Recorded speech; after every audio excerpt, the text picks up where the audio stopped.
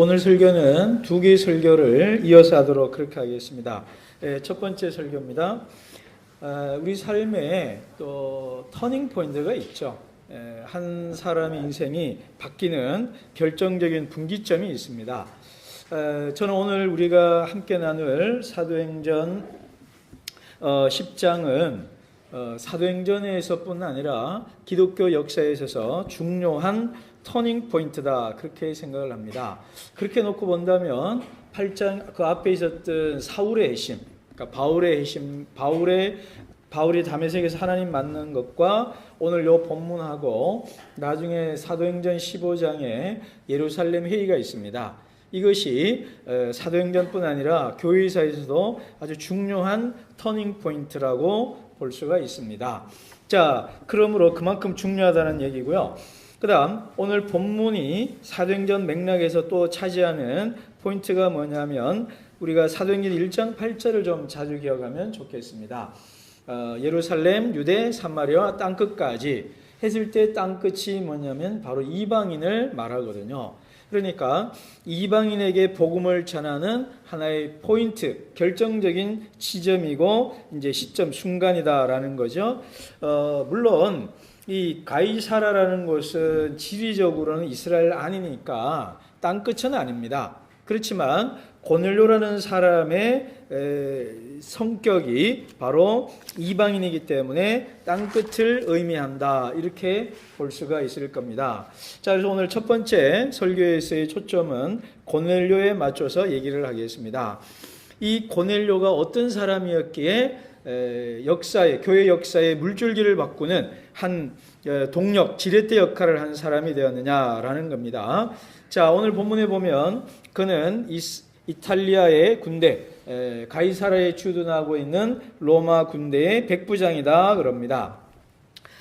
톰 라이트에 의하면 이런 얘기를 해요. 이 본문을 해석하면서 자기가 시골 촌 사람이었는데 옥스퍼드 대학에 합격해서 들어가 봤더니 너무 놀랍다는 거죠. 세계적으로 존경받는 위대한 학자들, 뛰어난 학자들, TV에 나오는 그런 교수들이 그 박사 가운 입고 학자 가운 입고 거니는 거 보니까 와, 어떻게 하면 저런 사람이 될 수 있을까? 막 존경심을 품고 쳐다봤다, 그런 얘기를 하면서 고넬료라는 사람이 이스라엘 안에서 그만큼의 위치와 영향력을 갖고 있을 것이다, 이렇게 얘기를 합니다. 그렇지 않았겠습니까?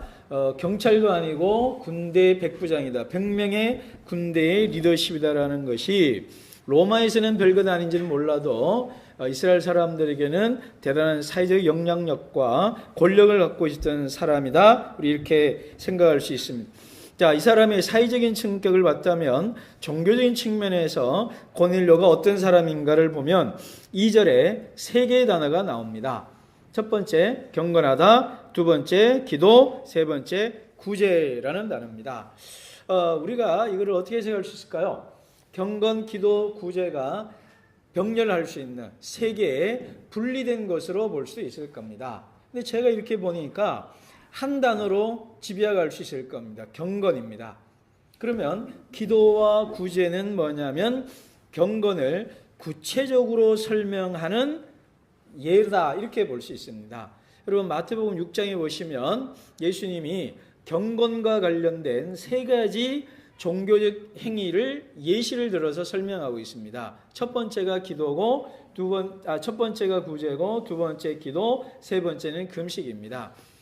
첫 번째 구제는 오른손이 하는 것을 왼손이 모르게 하도록 조용히 해라, 구제. 그 다음 기도는 광장에서 떠들면서 다른 사람 보는 앞에서 큰 소리 기도하지 말고 골방에 들어가서 조용히 기도해라 그러면서 주기도문을 가르쳐 주시고, 금식에 대한 얘기를 하면서 금식한다고 티내면서 경건한 티내지 말고 머리에 기름 바르고 오히려 더 깨끗하게 입어서 금식하는지조차 모르게 해라, 그 얘기를 한단 말이에요. 자, 그 구절과 마태복음 6장과 연결해 본다면 고넬료의 경건은 바로 기도와 구제라는 것 속에서 구체적으로 드러났다라는 것입니다. 자, 그런데 다시 한번 저는 사도행전의 맥락에서 한번 얘기를 하려고 해요. 무슨 얘기냐면 누가행전이라 그럽니다. 누가복음과 사도행전을 한 번의 이름을 부르기 위해서 이렇게 누가행전이라 그럽니다. 누가복음과 사도행전의 특징이 있어요. 그 특징이 많은데 대략 학자들에 의하면 6가지 정도로 얘기를 합니다. 여성에 대한 관심이 많다, 기도, 구제, 이방인 선교, 약자에 관심이 많다, 이런 몇 가지, 6가지의 특징이 있어요. 그 6가지 특징 중에 2가지가 뭐냐면 기도와 구제입니다. 그래서 누가복음과 사도행전을 보면 구제에 대한 얘기가 많이 나와요. 다시 말하면 구제란 말로 다시 말하면 돈에 대한 얘기가 너무너무 많이 나옵니다. 누가복음 15장에는 탕자 이야기도 돈에 대한 얘기죠. 그 다음에 그 바보 부자 나오죠. 그리고 그 부자 청년 얘기 나오죠. 그래서 돈에 대한 얘기가 정말 많은 것이 누가복음이고요. 우리 사도행전을 벌써 봤습니다. 2장과 4장에 보면 초대교회가 얼마나 돈에 대해서 구제에 관해서 많이 했는지를 알 수가 있고요. 그 다음 기도에 대한 얘기도 우리가 누가복음에도 많고 사도행전에도 상당히 많아요. 자, 오늘 본문도 그렇죠. 자, 그래서 경건의 특징이 기도와 구제라는 것이 누가복음과 사도행전의 맥락에서 더 도드라진다는 것이고, 경건 자체가 기도와 구제가 있어야 된다는 것을 제가 마태복음 6장을 가지고 얘기를 했습니다. 자, 그러면 다시 이제 고넬료로 돌아오면 그가 구체적으로 어떻게 기도하고 구제했는지는 잘 몰라요. 근데 오늘 본문을 살펴보시면 우리가 이런 거죠. 기도를 통성기도 했을까, 관상기도를 했을까, 철학기도를 했을까, 금심기도를 했을까, 이런 거는 안 나와요. 그리고 이 구제를 얼마만큼 많이 했느냐, 11조를 했을까, 12조를 했을까, 13조를 했을까, 어떻게 했을까, 그 본문에 안 나와요. 그러나 분명한 것은 뭐냐 하면 ESV 영어 성경에 이래 나와 있어요. 구제를 많이 했다. 우리말 성경에는 자선을 많이 베풀었다 되는데 영어로는 generously 돼 있어요. 관대하게, 후하게, 넉넉하게 구제를 많이 했다 이렇게 돼 있고, 기도를 늘 하나님께를 continually, 끊임없이 지속적으로 기도를 했다 이렇게 되어 있습니다. 그러니까 이것이 말한 게 뭐냐면 고넬료는 진짜 기도하는 사람이었고 진짜 구제를 일상화되어 있고 생활이 되어 있다라는 겁니다. 그것을 보여주는 근거가 나레이터의 설명이에요. 10장 2절에 보시면 나레이터라고 해야 되죠. 기록자가 고넬료를 어떻게 묘사하냐면 기도하는 사람이고 자선을 많이 베푸는 사람이다. 그 다음 10장 4절에 보시면 천사가 그렇게 말을 합니다. 천사가 나타나서 뭐라고 그러느냐, 야 고넬료야, 네가 기도를 많이 하는 것과 자선을 많이 베푸는 것이 하나님 앞에 상달렸다. 영어로 ascend, 하나님 앞에 올라왔다 이 말이에요. 그리고 하나님이 메모리, 기억할 정도다 이런 얘기를 하고 있습니다.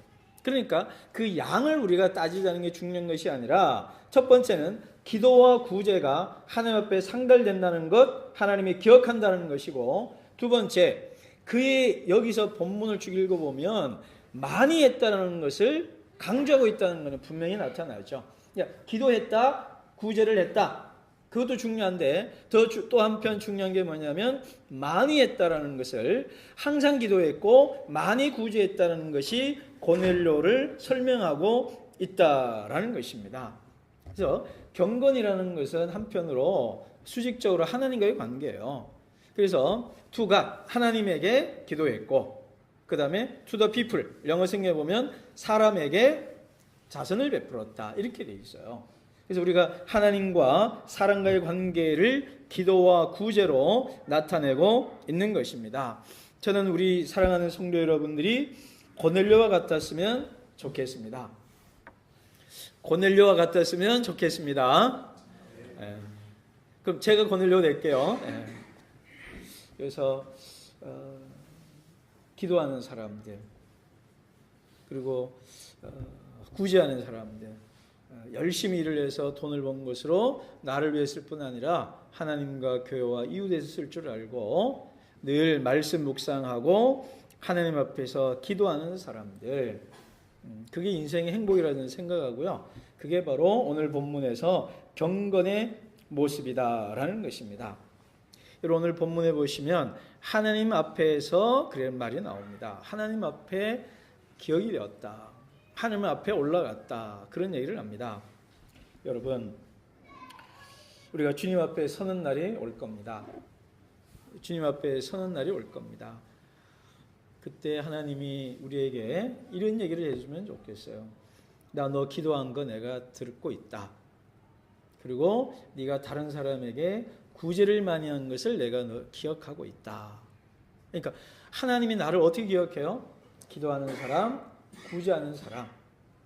그렇게 하나님께 기억되면 좋겠어요. 그래서 우리 사랑하는 저와 우리 교회가 또 여러분이 하나님 앞에 너는 기도 많이 하는 사람, 구제 많이 하는 사람, 그렇게 기억되는 저 우리 모두가 되기를 주의 이름으로 축복합니다. 자, 두 번째 설교는요. 자, 뒤로 넘어가서 부정한 이방인 선교 관련된 얘기를 하도록 하겠습니다. 사실 여러분, 우리가 그런 농담하잖아요. 먹는 거 갖고 장난치는 거 아니라고. 그리고 먹는 거 갖고 그러니까 나쁜 음식 만드는 거 이거 상당히 나쁜 거죠. 자, 그런데 오늘 이 본문은 먹는 걸로 얘기를 하고 있습니다. 자, 오늘 본문 사건 개요는 얘기하지 않겠습니다. 하나님이 그러니까 레위기 11장의 정결법에 의하면 먹을 수 있는 음식이 있고 먹을 수 없는 음식, 짐승, 동물이 있습니다. 그런데 하늘에서 내려온 보자기에 먹을 수 있는 음식과 먹지 말라고 한 레위기 11장에 의하면 먹지 말라고 한 또는 먹으면 안 되는 것들이 그 안에 가득 담겨 내려왔습니다. 그리고 하늘의 소리가 들렸어요. 그리고 베드로가 14절에서 주님이라고 말한 걸로 봐서 천사일 수도 있고요. 하나님일 수도 있는데 우리가 하나님이라는 것을 우리가 알 수가 있죠. 그런데 베드로가 3번이나 부정을 합니다. 근데 여러분 질문 하나 하겠습니다. 자, 제 요점은 뭐냐면 하나님이 레위기 11장에 나와 있는 정결법을 부정하면 될까요? 안 될까요? 이 질문입니다. 하나님이 레위기 11장에 나와 있는 정결한 것과 부정한 것을 구분하는 그 기준을 하나님 자신이 스스로 파괴해도 될까요? 하나님이니까 다 할 수 있다. 우리 그렇게 대답할 수 있어요. 그렇지만 하나님이 일구이연하지 아니하십니다. 민수기에 하면 시건치 아니하시는 분이에요. 허언치 않는 분입니다. 하나님이 구약에 나와 있는 말을 허물어뜨리고 야 그때 내가 잘못 말한 거야. 이게 아닌가벼? 이게 이제 바꿀게. 이렇게 얘기했다라면 다시 말하면 하나님이 레위기 11장을 부정하고 하나님이 레위기 11장의 규정을 어긴다면 그게 과연 하나님 되심에 타격이 있다라는 거예요. 제 이 말은 뭐냐면 오늘 본문을 해석하는 기준이 뭐냐면 하나님은 레위기를 율법을 부정하시고 새로운 율법을 주셨다라고 해석을 하면 안 된다라는 거예요. 마태복음 5장 예수님 말을 기억하시기 바랍니다. 나는 율법을 부정하러 폐하러 온 자가 아니라 완성하러 왔다고 그랬거든요. 그러니까 오늘 이 본문에 나와 있는 이 사건도 율법을 부정하거나 폐하는 것이 아니라 기존에 나와 있는 레위기 11장과 모순되는 말이 아니라 레위기 11장의 완성으로 우리가 해석을 해야만 우리가 정당한 해석이 될 수가 있어요. 그렇지 않으면 제가 자주 얘기하지만 구약과 신약은 두 권의 책으로 나눠야 됩니다.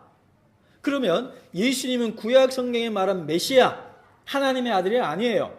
사도 바울이 개종하고 난 다음에 다메섹에서 뭐라고 했냐면 예수가 하나님의 아들이다라고 주장을 했고 예수가 메시아다 그랬거든요. 하나님의 아들이라는 말은 구약 성경에서 말하는 그 하나님의 아들이고 구약 성경에서 오리라고 하신 그 메시아를 말하는데 예수님이 구약 성경을 부정해버리면 그 메시아가 아니고 그 하나님의 아들이 아니고 그 인자가 아니게 됩니다. 그러니까 제 말은 오늘 본문은 레위기 11장과 연속선상에서 우리가 이해를 해야 한다 이 말입니다. 그러니까 예수님이 그래서요 오늘 나중에 베드로가 고넬료를 만났을 때 내가 당신을 만나는 게 위법하다 그러거든요. 근데 이게 영어로는 unlawful 돼 있어서 불법이다 이렇게 되어 있는데 헬라어로 보면 불법이 아니고요. 금기를 깬다 이렇게 되어 있어요. 그러니까 지금 나는 율법을 어기서 온 것이 아니고 우리에게 전통과 관습과 관행으로 굳어져 왔던 그 규례를, 규칙을 나는 깨고 있는, 금기를 깨고 있는 거야. 다 이런 말을 하고 있다 이 말입니다. 자, 그러면 율법을 어기는 행동은 아니에요. 하나님도 율법을 부정하라고 준 건 아닙니다. 그럼 뭐냐면 이런 겁니다. 자, 이런 생각해 봅시다. 자, 하나님이 요거는 정결한 거, 이거는 부정한 거. 그래서 제가 여기 있는 물만 마셨단 말이에요. 그러면 그러니까 이건 먹으면 안 되고 하면 안 되는 거잖아요. 자, 그러면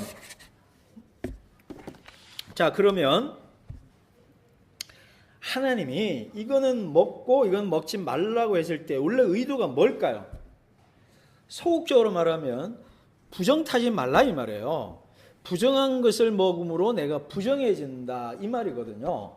자, 그렇지만 좀 더 나아가면 본래 의도가 뭘까요? 네가 거룩해지라는 거잖아요.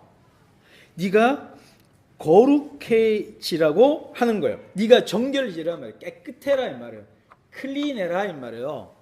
자, 그렇다면 클린해지기 위해서는 부정한 것을 멀리하라, 먹지 말라 이거잖아요. 그런데 지금 예수님, 하나님께서 천사를 통해서 하는 의도가 뭐냐면, 자, 부정한 것을 먹지 않음으로 거룩해지는 것이 아니고 부정한 것을 거룩하게 해줌으로써 네가 거룩해지라 이런 말이에요.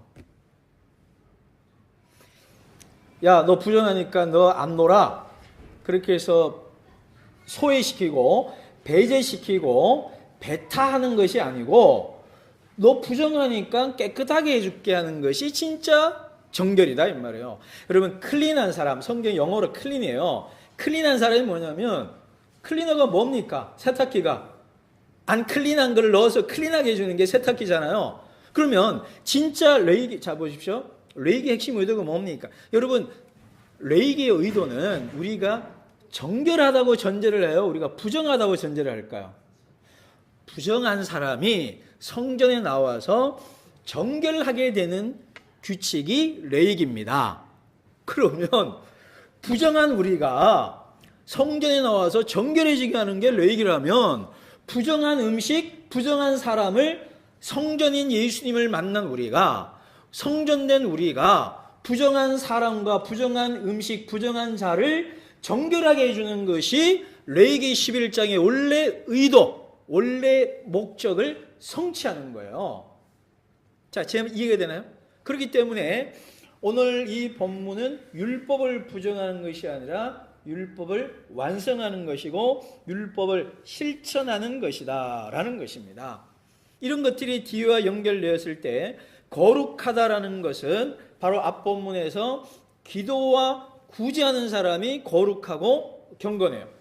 근데 오늘 이 본문에서는, 뒷본문에서는 거룩하다, 경건하다라는 것은 뭐냐면 내가 기도 많이 하고 구제 많이 한다, 아니면 내가 종교적인 행동을 많이 한다, 이런 것으로 다른 사람을 무시하고 부정한 자로 낙인 찍고 내가 더 거룩하다라고 자기의 우위를 즐기는 사람이 아니다라는 겁니다. 오히려 타인의 부정함, 타인이 속된 존재, 부정한 것을 안타까워하고 품어주는 것이 진짜 거룩이다 이 말이에요.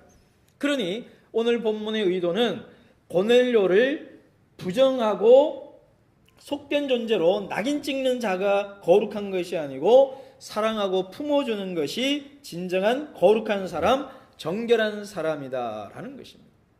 근데 오늘 이것이 우리의 만찬과 연결돼서 특별히 우리가 간과하면 안 되는 것이 먹는 것과 관련이 되어 있어요. 자, 여러분 11장 한번 넘겨보십시오. 11장 3절 한번 읽어보십시다. 11장 3절 같이 한번 읽어보겠습니다. 다 같이 읽습니다. 시작.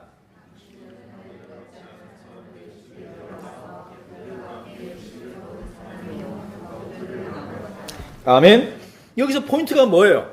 이방인이 성령 받았다는 거 하나님 주신 거니까 만났다, 뭐 설교했다, 침례 세례 침례 줬다, 그게 중요한 게 아니고요. 가장 비난하는 포인트가 뭐예요? 오늘 본문에 보면 11장 3절에 하면 밥 먹었다는 게 중요한 거예요. 자, 여러분, 우리가 지난번에 갈라디아에서 몇 달 동안 열심히 했잖아요. 베드로가 이방인하고 밥 먹다가 물러난 일 기억나죠? 거기서도 뭐가 문제가 되냐면 이방인과 밥 먹었다는 게 문제가 되는 거예요. 부정한 사람들과 밥 먹은 게 문제가 되는 거예요. 갈라디아서에도 그렇고 복음서에도 예수님이 세리나 죄인이나 창기들하고 밥 먹은 게 늘 문제가 됐거든요. 자, 이 밥 먹는 거 갖고 아까 제가 서두에 뭐라고 했어요? 먹는 거 갖고 장난치고 나쁜 짓 하면 안 되잖아요. 밥 먹는데 왜 이렇게까지 지금 밥 먹었다고 왜 이렇게 난리치고, 새 번역에서는 나무랐다, 공동 번역에서는 따졌다, 꾸짖었다 이 말이에요. 그러니까 베드로를 어떻게 우리가 상상해 볼 수 있겠죠? 베드로를 앞에 세워놓고 막 사람들이 막 비난의 손가락질에 대면서 베드로를 막 꾸짖고 나무라고 책망하고 따지고 항의했던 것을 우리가 한번 상상해 볼 수가 있을 겁니다. 그리고 실제로요, 베드로의 설교에도 그런 말이 나와요. 부활하신 주님이 누구에게 나타나냐? 나타나서 뭐했냐? 우리랑 밥 먹었다고 얘기하거든요. 그러니까 이 먹는다는 게 중요해집니다. 자, 그러면 밥을 먹는다는 게 왜 문제가 되냐 이거예요. 그럼 그 의미가 뭐냐 이겁니다. 이것은 하나님 나라의 식사를 의미하고, 하나님 나라의 식사는 거룩하고 구원받은 자들만 식사할 수 있어요. 그렇기 때문에 유대인들은 자기 정체성을 하나님 나라 백성, 구원받은 백성, 거룩한 백성이라고 자기 아이덴티티를 규정했고, 그렇기 때문에 이방인과 식사를 하는 것은 그 사람을 하나님 나라 백성으로 인정한다는 거예요. 이거를 아주 쉬운 말로 하면 가족으로 보시면 돼요. 식사를, 물론 우리가 다른 사람과 식사도 하지만 이 유대적 세계관, 1세기의 유대인들의 세계관에 의하면 함께 식사하는 사람은 한 가족이다 이 말이에요. 한 솥밥 한 식구다 이 말이에요. 그러니까 베드로 네가 고넬료와 밥을 먹었다는 것은 그 사람은 우리와 한 가족이다 이 말이에요. 갈라디아에서 아브라함의 자손이란 말이 매우 중요하죠. 그러니까 네가 이방인과 식사를 했다는 것은 이방인을 한 가족으로 인정했다는 거다. 다시 말하면 구원받은 사람을 인정한 거다. 근데 그것은 그 사람은 할례를 받지 않았기 때문에, 자, 할례를 받지 않는 사람들, 할례 받지 않았기 때문에 한 가족이 될 수 없다 이 말이에요. 그러니까 갈라디아서로 연결되는 거죠. 자, 그런 의미에서 네가 잘못했다라고 얘기를 하는 것입니다. 그래서 만찬의 진정한 의미는 우리가 예수 안에서 한 가족이다라는 것을 말을 하고, 서로를 차별하지 아니함, 서로가 하나됨을 그 결속을 확인하는 시간이 바로 오늘 만찬의 의미다라는 것입니다. 이것은 주님의 몸입니다. 이것은 주님의 살입니다. 이것은 주님의 피입니다라고 하는 순간 우리는 한 솥밥 한 음식, 한 식구예요. 그래서 한 주님을 먹고 마심으로 우리는 하나의 가족이 되었고, 우리가 하나 되게 하는 것의 기준이 뭐냐면 주님의 살과 주님의 피를 먹었느냐 안 먹었느냐, 이것에 달려 있다라는 것입니다. 그래서 오늘 여러분이 만찬을 나누면서 나는 주님 안에서 한 가족이 되었고 주님과 하나가 되실 뿐만 아니라 같은 빵과 같은 포도주를 마시는 우리 모두도 주님 안에서 하나다, 이것을 확인하는 시간이라는 것입니다. 오늘 설교 마무리하겠습니다. 베드로가 설교 중에 하나님은 사람을 외모로 차별하지 아니하신다, 그 얘기를 하십니다. 간단합니다. 하나님은 사람을 차별하지 않습니다. 그러므로 사람을 차별하면 안 됩니다. 사람을 차별하면 하나님이 사람을 차별하는 너를 차별하실 것입니다. 그러므로 차별하지 않는 하나님 안에서 서로를 동등하게 인정하고 하나 되는 것, 그것을 확인하는 오늘 만찬의 시간이 되기를 주님의 이름으로 소망합니다. 아멘.